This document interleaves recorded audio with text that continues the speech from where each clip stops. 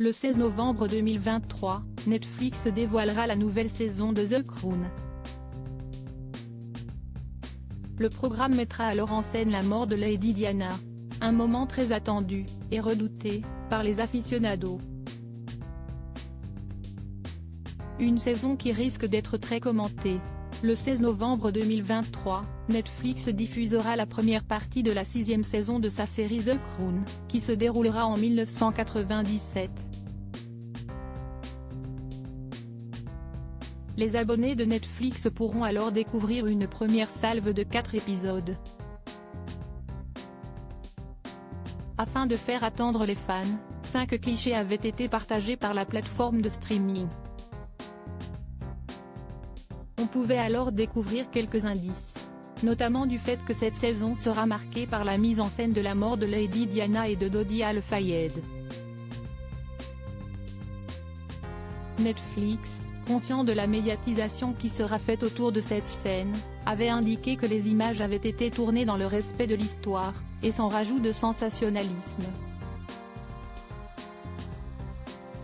Mais d'après les dernières informations qui circulaient, comme l'avait indiqué le Daily Mail, le personnage de Lady Diana devait apparaître sous forme de fantôme dans cette nouvelle saison.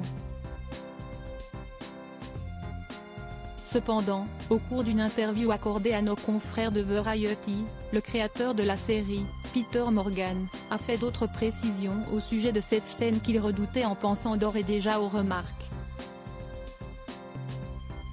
Il avait alors songé à éluder le sujet de la mort de la princesse de Galles. Un traitement spécial sur le plan narratif. Lors de cet entretien, Peter Morgan a révélé n'avoir jamais eu l'intention de montrer l'acide. Puis, il s'est exprimé sur la rumeur selon laquelle la princesse Diana allait revenir sous forme d'un fantôme. Un scénario profondément blessant, cruel, farfelu selon le scénariste qui a mis un terme aux accusations du Daily Mail.